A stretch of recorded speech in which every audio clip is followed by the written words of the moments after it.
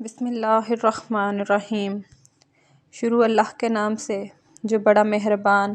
اور نہایت رحم والا ہے۔ حدیث مبارکہ۔ علی علیہ السلام کی مودت میں نبی کو خطبے کا حکم۔ حضرت جابر بن عبداللہ انصاری رضی اللہ تعالی عنہ نے روایت بیان کی ہے۔ وہ فرماتے ہیں کہ حضرت رسول خدا صلی اللہ علیہ وآلہ وسلم پر حضرت جبرائیل نازل ہوئے اور عرض کی کہ اللہ تعالیٰ نے فرمایا ہے، آپ کھڑے ہو جائیں اور اپنے اصحاب کے سامنے علی علیہ السلام کی فضیلت کا خطبہ دیں، تاکہ وہ آپ کے بعد آپ کی طرف سے اپنے بعد آنے والوں کے لیے تبلیغ کر سکیں۔ اور تمام ملائکہ کو حکم دیا گیا ہے کہ جو کچھ ہم بیان کر سکیں وہ اس کو غور سے سنیں۔ اے محمد، اللہ نے آپ کی طرف وحی فرمائی ہے کہ جو شخص آپ کے حکم کی مخالفت کرے گا اس کے لیے جہنم کو لازم قرار دیا گیا ہے، اور جو شخص آپ کی اطاعت کرے گا اس کی جزا جنت قرار دی گئی ہے۔ پس رسول خدا صلی اللہ علیہ وآلہ وسلم نے اپنی منادی کو ندا کا حکم دیا۔ پس منادی نے نماز باجماعت کی ندا دی۔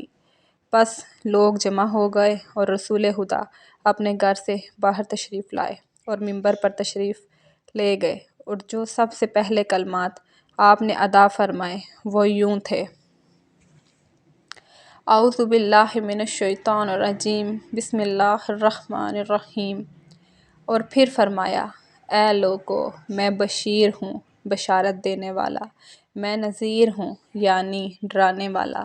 میں برحق نبی ہوں، اور میں اللہ تعالیٰ کی طرف سے ایک ایسے مرد کے حق کی تبلیغ کرنے والا ہوں جس کا گوشت میرا گوشت ہے، جس کا خون میرا خون ہے۔ وہ علم کا خزانہ ہے اور اس کو اللہ نے اس امت سے منتخب فرمایا ہے اور اس کو چن لیا ہے، اس کو اپنا محبوب بنایا ہے اور اس کی ہدایت فرمائی ہے۔ مجھے اور اس کو ایک مٹی سے بنایا ہے،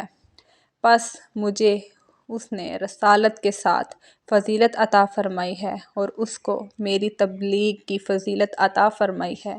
مجھے علم کا شہر قرار دیا ہے اور اس کو اس کا دروازہ قرار دیا ہے، اور اس کو علم کا خازن یعنی خزانہ دار قرار دیا ہے، اور احکام دین کو اس سے لیا جائے گا، اور اس کو وسعت و وسیع قرار دیا گیا ہے، اور اس کے امر کو ظاہر کیا ہے، اور اس کی عداوت کے خوف کو بھی، اور اس کی موالات کو واجب قرار دیا ہے، اور اللہ نے تمام لوگوں کو اس کی اطاعت کا حکم دیا ہے، اور تحقیق اللہ تعالیٰ نے فرمایا ہے جو اس سے عداوت رکھے گا گویا اس نے مجھ سے عداوت کی ہے، اور جس نے اس سے دوستی کی اس نے مجھ سے دوستی کی ہے، جس نے اس سے بغض رکھا اس نے مجھ سے بغض رکھا،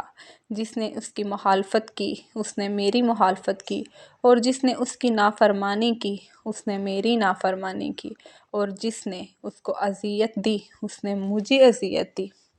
جس نے اس سے دشمنی رکھی اس نے مجھ سے دشمنی رکھی، اور جس نے اس سے محبت کی اس نے مجھ سے محبت کی، اور جس نے اس کی اطاعت کی اس نے میری اطاعت کی، اور جس نے اس کو راضی کیا اس نے مجھے راضی کیا، اور جس نے اس کی حفاظت کی اس نے میری حفاظت کی، جس نے اس سے جنگ کی اس نے مجھ سے جنگ کی، جس نے اس کی مدد کی اس نے میری مدد کی،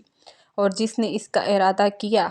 اس نے میرا ارادہ کیا، اور جس نے اس کو روکا اس نے مجھے روکا۔ پھر فرمایا: اے لوگو، جس کا تم کو اس کے بارے میں حکم دیا جائے اس کی اطاعت کرو، اور میں تم کو اللہ کے عذاب سے ڈراتا ہوں۔ جس دن ہر نفس نے جو کچھ اس نے نیکی انجام دی ہوگی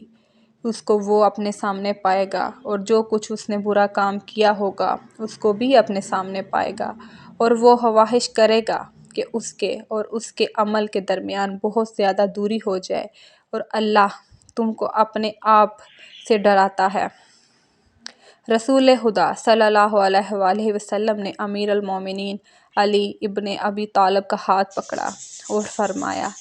اے لوگو، یہ ہے مومنین کا مولا، کافروں کو قتل کرنے والا، اور یہ سارے جہانوں سے اللہ کی حجت ہے۔ اور فرمایا، اے میرے اللہ، میں نے اس کی تبلیغ کر دی ہے، اور یہ تیرے بندے ہیں، اور تو ان کی اصلاح پر قدرت اور طاقت رکھتا ہے، اپنی رحمت کے ساتھ ان کی اصلاح فرما، کیونکہ تو ہی رحم کرنے والا ہے۔ پھر آپ ممبر سے نیچے تشریف فرما ہوئے، پس حضرت جبرائیل نازل ہوئے اور عرض کیا، یا محمد، اللہ آپ کو سلام کہہ رہا ہے، وہ فرماتا ہے کہ آپ نے خیر کی تبلیغ کی ہے، اس پر آپ کے رب کی طرف سے آپ کے لیے جزائے خیر ہے۔ پس آپ نے اپنے رب کی رسالت کی تبلیغ فرمائی ہے، اور اپنی امت کو نصیحت فرمائی ہے، اور مومنین کو خوش کیا ہے، اور کافرین کو ذلیل و رسوا کیا ہے۔ اے محمد، تحقیق یہ آپ کے چچا زاد کا ان کی وجہ سے امتحان ہوگا، اور ان میں ان کو آزمایا جائے گا۔